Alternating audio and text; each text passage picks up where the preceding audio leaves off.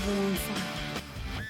ಭೇಟಿ ಮಾಡಿದ ವಿಚಾರಕ್ಕೆ ಸಂಬಂಧಪಟ್ಟಂತೆ ಬಾಕಿ ಇರುವ ಗುತ್ತಿಗೆದಾರರ ಬಿಲ್ ಅನ್ನು ಕ್ಲಿಯರ್ ಮಾಡ್ತೇವೆ ಅಂತ ಹೇಳಿದ್ದಾರೆ ಡಿಸಿಎಂ ಡಿಕೆ ಶಿವಕುಮಾರ್. ಕೇಂದ್ರದಿಂದ 5,300 ಕೋಟಿ ಬರಬೇಕಾಗಿತ್ತು, ಬಂದಿಲ್ಲ. ಸೀನಿಯಾರಿಟಿ ಮೇಲೆ ಸಣ್ಣ ಸಣ್ಣ ಬಿಲ್ಗಳನ್ನು ಕ್ಲಿಯರ್ ಮಾಡ್ತಾ ಇದ್ದೇವೆ. ಹಣ ಬಂದ ಮೇಲೆ ಎಲ್ಲ ಹಣವನ್ನು ಕೂಡ ರಿಲೀಸ್ ಮಾಡ್ತೇವೆ. ಡಿಸಿಎಂ ಡಿಕೆ ಶಿವಕುಮಾರ್ ಈ ಹೇಳಿಕೆಯನ್ನು ಕೊಟ್ಟಿದ್ದಾರೆ. ಗುತ್ತಿಗೆದಾರರು ರಾಜ್ಯಾದ್ಯಂತ ಬಿಲ್ ಪೆಂಡಿಂಗ್ ಇದೆಯಲ್ಲ, ಕೋಟ್ಯಂತರ ರೂಪಾಯಿ ಬಿಲ್ ಪೆಂಡಿಂಗ್ ಇದೆ. ಗುತ್ತಿಗೆದಾರರು ಕೆಲಸ ಮಾಡಿದ್ದಾರೆ, ಹಣ ಖರ್ಚು ಮಾಡಿದ್ದಾರೆ, ಆದರೆ ಹಣ ಸರ್ಕಾರದಿಂದ ವಾಪಸ್ ಬಂದಿಲ್ಲ, ಬರ್ತಾ ಇಲ್ಲ.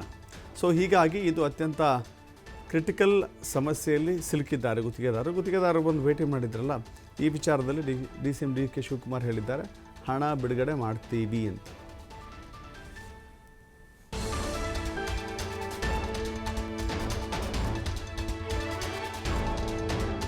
ಪದಾಧಿಕಾರಿಗಳು ಭೇಟಿ ಮಾಡಿದ್ದಾರೆ, ಅವರ ನೋವನ್ನು ಹೇಳ್ಕೊಂಡಿದ್ದಾರೆ. ನಾವು ಪ್ರಯಾರಿಟಿಲಿ, ಯಾಕೆಂದರೆ ಹಿಂದೆ BJP ಸರ್ಕಾರ 1 ಕೋಟಿ, ನನ್ನ ಇಲಾಖೆಯಲ್ಲೇ ಒಟ್ಟು 1,20,00,000 ಅಷ್ಟು ಕೆಲಸ ನಡೀತಾ ಇದೆ. ನಾವು ಬಿಲ್ ಕೊಡೋಕ್ಕೆ ಅವಕಾಶ ಇರೋದು ಬರೀ 6,000 ಕೋಟಿ ರೂಪಾಯಿ. ಸೆಂಟ್ರಲ್ ಗೌರ್ಮೆಂಟಿಂದ 5,300 ಕೋಟಿ ರೂಪಾಯಿ ಬರಬೇಕಾಯ್ತು, ಅದು ಬಂದಿಲ್ಲ.